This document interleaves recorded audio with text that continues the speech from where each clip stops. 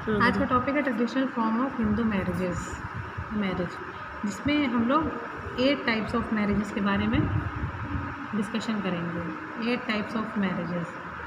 अब ये कहेंगे हिंदू मैरिज में इतने टाइप की मैरिज की क्या ज़रूरत है, क्यों इतने टाइप की मैरिजेस लाई गई।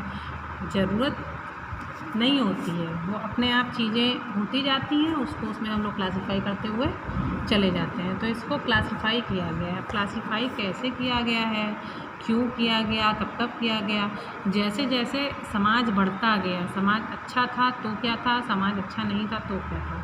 हिंदू मैरिजेस में सिर्फ एक चीज़ और जानने वाली है, इसमें 4 मैरिजेस ऐसी होंगी जो एक्सेप्टेबल होंगी समाज के द्वारा, और 4 मैरिजेस ऐसी होंगी जो एक्सेप्टेबल तो नहीं है लेकिन होती तो हैं, तो वही तो होती हैं। और उसमें एक मैरिज के बारे में ऐसा बताऊंगी जो आजकल चल ही रही है लेकिन हिंदू मैरिज में एक्सेप्टेबल नहीं मानी जाती थी। एक्सेप्टेबल इन द सेंस कि उसको अच्छा नहीं माना जाता था। तो देखते हैं कौन सी वो 4 मैरिजेस हैं जो अच्छी थी और कौन सी ऐसी 4 मैरिजेस हैं जो अच्छी नहीं मानी जाती हैं। तो सबसे पहले नंबर पे आ जाता है हमारा ब्राह्मण विवाह या ब्राह्मण मैरिज या ब्रह्म विवाह इसको कहते हैं, ब्रह्म विवाह। अब पहले सबके बारे में पहले ऐसे ही बता देते हैं कि कौन कौन सी, उसके बारे में उसके बाद में एक एक को डिस्क्राइब करेंगे। फिर सेकंड वन आता है प्रजापत्य विवाह। नेक्स्ट आता है आर्ष विवाह। ये जैसा है वैसे ही लिखा जाएगा, इसमें कोई चेंजेस नहीं होगा कि ये इसका इंग्लिश क्या होगा, एज इट इज़ उसमें लिख दिया जाएगा इंग्लिश में। फिर नेक्स्ट आता है दैव विवाह। ये नाम से ही कुछ पता चल जा रहे होंगे, ये नहीं पता चल रहा होगा कि आर्ष लोग मतलब नहीं जान रहे हैं चल के, इतना शुद्ध हिंदी में कौन जा रहा है, प्रजापत्य नहीं जान रहे। हाँ, ब्रह्म विवाह जान पा रहे होंगे, दैव विवाह समझ पा रहे होंगे कि एग्जैक्टली क्या हो रहा होगा। उसके नेक्स्ट आता है असुर विवाह। अब समझ में आ रहा होगा कौन सा एक्सेप्टेबल नहीं होता होगा। असुर विवाह वैसी बात है, असुर विवाह ऐसा विवाह है जो एक्सेप्टेबल नहीं होगा। फिर उसके बाद आता है पैशाच विवाह, वैसी बात है ये भी नहीं होगा, पैशाच विवाह। फिर नेक्स्ट आता है राक्षस विवाह, इसको यहाँ जगह नहीं ऐसे लग राक्षस।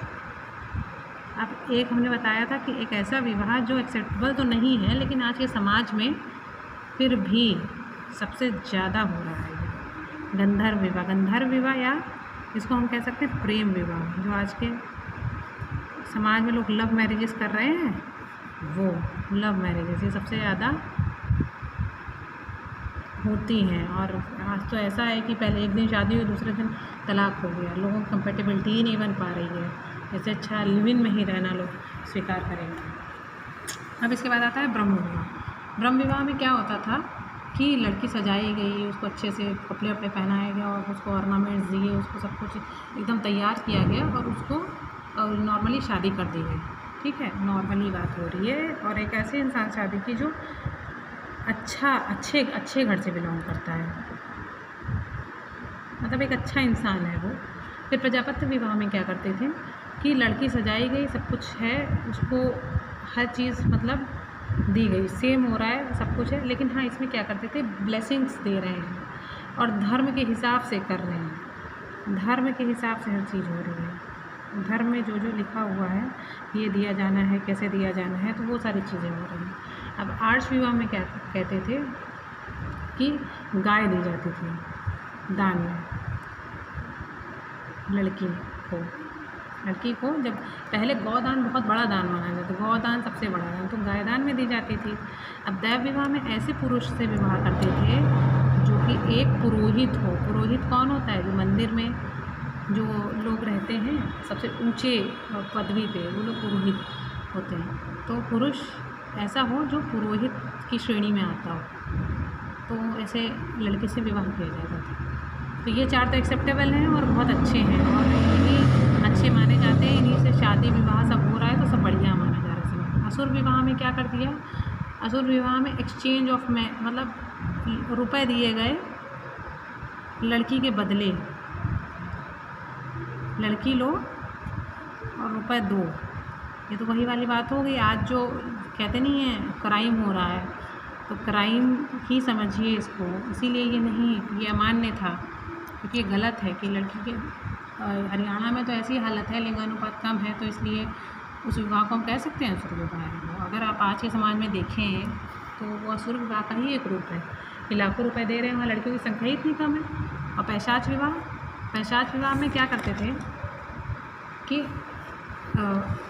इसमें एक ऐसी लड़की के साथ शादी करना चाहता था एक पुरुष, वो पुरुष इतना घटिया किस्म का होता था कि या तो वो लड़की सोई हुई अवस्था में है, सो रही है कोई लड़की, ठीक है, कोई लड़की सो रही है, पहली चीज़। दूसरी चीज़, या तो वो ड्रंक है, या तो पी हुई है, ज़बरदस्ती उसको पिला दिया है, या बिल्कुल बेहोश है, मदहोश है बेचारी, उसके साथ उसने गलत काम कर लिया। गलत काम जैसे कोई सेक्सुअल एक्टिविटी परफॉर्म कर ली, तो वो चीज़ क्या हो जाएगी, पैशाच विवाह हो जाएगा। गलत काम है, गंदा काम है, ये राक्षस भी नहीं कह सकता। पैशाच बहुत गंदी श्रेणी वाला, राक्षस से भी अपर लेवल का इंसान, मतलब जो आदमी होगा वो पैशाच कहलाएगा। तो इसलिए वो ऐसा काम भाई सोई हुई लड़की के साथ कोई गलत करेगा तो यही होगा ना, तो ये पैशाच विवाह कहलाता था। अब राक्षस विवाह आता है इसके बाद। राक्षस विवाह में क्या करता था कि इसको जीता जाता था लड़की को। जैसे कोई लड़की पसंद आई, गए वहाँ पे आक्रमण कर दिया और उसको जाके कहा कि अब हमारी हो गई, अब हम इसको जीत लिए, अब हमें चाहिए। अब हमने जो बताया था, जो मान्य है आजकल सबसे ज़्यादा हो रहा है, गंधर्व विवाह, प्रेम विवाह। लोग अफेक्शन हो जाता है, लोगों को प्रेम हो जाता है, लोग कहते हैं प्रेम है, प्रेम नहीं एग्जैक्टली, वो